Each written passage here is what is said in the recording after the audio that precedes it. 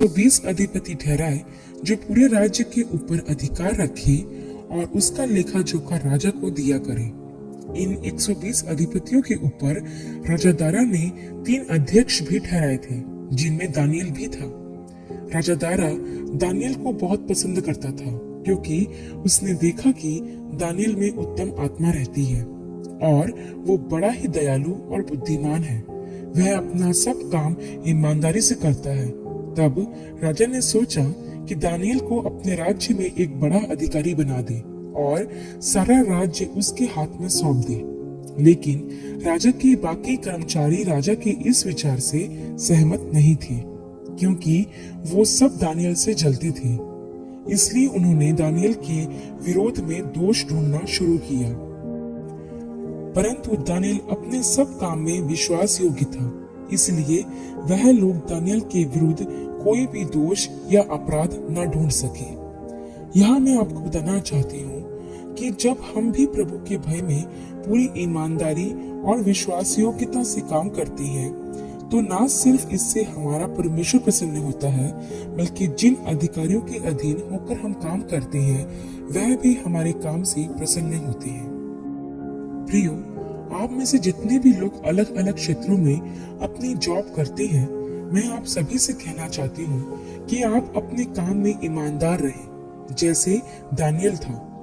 राजा ने दानियल की ईमानदारी और उसकी बुद्धिमानी को देखा, इसलिए उसने दानियल को अपना सारा राज्य सौंपने का विचार किया। वैसे ही प्रियो, जब आप भी अपने कार्य क्षेत्र में अपने अधिकारियों के अधीन होकर ईमानदारी और बुद्धिमानी के साथ अपने काम को करोगे, तो आप भी अपने कार्य क्षेत्र में अच्छे पद पर जा सकते हो, अर्थात आपका प्रमोशन जरूर होगा। इसके साथ ही मैं बता दूं कि जब आप ऐसा करोगे तो आपकी उन्नति से कई लोग जलेंगे और आपको नीचे गिराने की कोशिश करेंगे, आपकी उन्नति में बाधा उत्पन्न करेंगे, आपके काम को बिगाड़ेंगे ताकि आप आगे न बढ़ सको, जैसा राजा के उन कर्मचारियों ने दानियल के प्रति किया। लेकिन आपको अपने काम में ईमानदार बने रहना है, क्योंकि लिखा है कि हमारा परमेश्वर हमारे मस्तक को ऊंचा करने वाला है। लोग हमें गिराएंगे, हम पर झूठे दोष लगाएंगे, लेकिन हमें विश्वास रखना है, क्योंकि हमें ऊंचा उठाने वाला हमारा परमेश्वर है।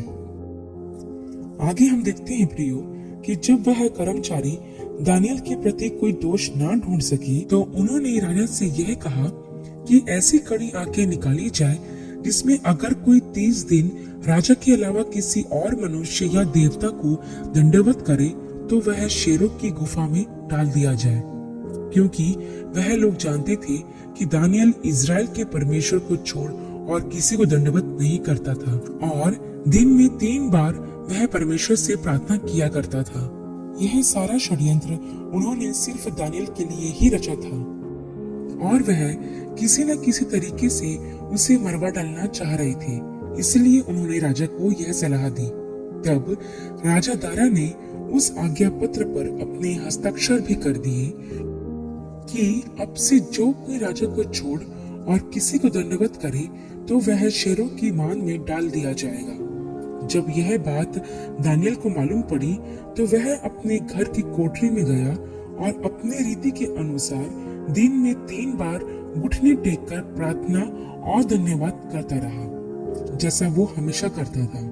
प्रियो, दानियल एक प्रार्थना योद्धा था जो परमेश्वर पर पूरा भरोसा रखता था। जब उसे मालूम पड़ा कि उससे जलन रखने वालों ने उसके विरुद्ध कैसा षड्यंत्र रचा है, तो वह चिंता करने और घबराने के बजाय प्रार्थना करने लगा।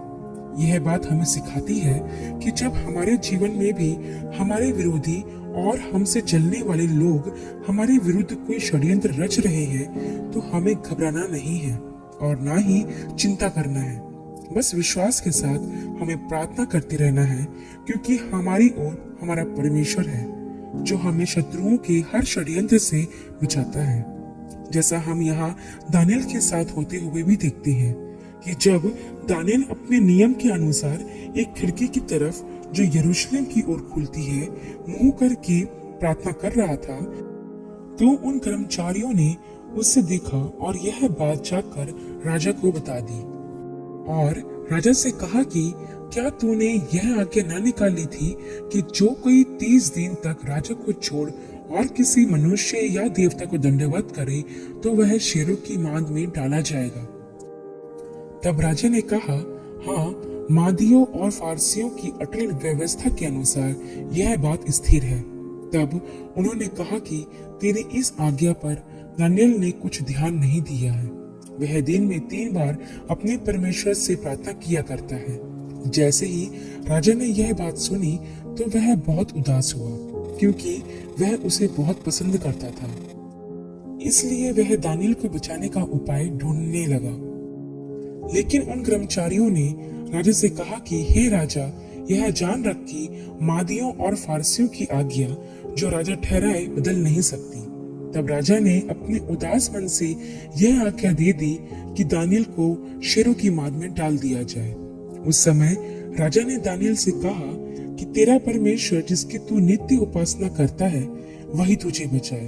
तब दानियल को उस गड्ढे में जहां भूखे शेर थे डाल दिया गया तथा एक पत्थर से उस गड्ढे को ढांक दिया गया था, और राजा ने अपनी अंगूठी से उस पर मुहर लगा दी ताकि दानियल के विषय कुछ बदलने न पाए।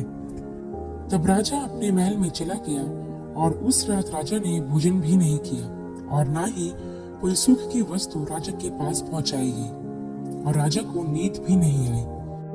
प्रियो, यहाँ आप देख सकते हैं कि एक राजा अपनी एक बंदी से कितना प्रेम करता है कि जब उसे मालूम पड़ा कि दानियल ने उसके द्वारा निकाली गई आज्ञा का उल्लंघन किया है तो उस पर क्रोध करने के बजाय राजा उदास हुआ और उसे बचाने का प्रयास करने लगा। प्रियो, यदि हम प्रभु के मार्गों पर बने रहें और अपने कामों में निष्कलंक रहें तो हम पर भी न सिर्फ परमेश्वर का अनुग्रह बना रहेगा बल्कि हमारे अधिकारियों की कृपा दृष्टि हम पर बनी रहेगी। आगे हम देखते हैं प्रियो कि जैसे ही सुबह हुई तो राजा जल्दी से उठकर उस गड्ढे के पास गया जहां दानियल को डाला गया था। तब राजा गड्ढे के पास जाकर शोक भरी आवाज से दानियल को पुकारने लगा और कहने लगा, हे दानियल, हे जीवित परमेश्वर के दास, क्या तेरा परमेश्वर जिसकी तू उपासना करता है तुझे सिंहों से बचा सका? तब दानियल ने कहा, हे राजा, तू युग युग जीवित रहे। मेरे परमेश्वर ने अपना दूत भेजकर शेरों का मुंह ऐसा बंद रखा कि उन्होंने मेरी कुछ भी हानि नहीं की। इसका कारण यह है कि मैं उसके सामने निर्दोष पाया गया। और हे राजा, मैंने तेरे सम्मुख भी कोई भूल नहीं की। दानियल की आवाज सुनकर राजा बहुत खुश हुआ और उसने तुरंत दानियल को गड्ढे में से निकालने की आज्ञा दी। इसके बाद हम देखते हैं प्रियो कि दानियल गड्ढे में से निकाला गया और राजा ने देखा कि दानियल को एक खरोच भी नहीं आई, क्योंकि वह जीवित परमेश्वर पर भरोसा रखता था। तब राजा ने आज्ञा दी कि जिन पुरुषों ने दानियल की चुगली की थी उनको उनके परिवार सहित शेरों के गड्ढे में डाल दिया जाए। और जब उनको गड्ढे में डाला जा रहा था तब वह गड्ढे के मुहाने पर पहुंचे ही थे कि शेरों ने झपटा मारकर हड्डियों समेत उनको चिपा डाला। तब राजा ने अपने राज्य के सब स्थानों में यह आज्ञा निकलवाई कि सब लोग दानियल के परमेश्वर के सम्मुख कांपते और थरथराते रहो।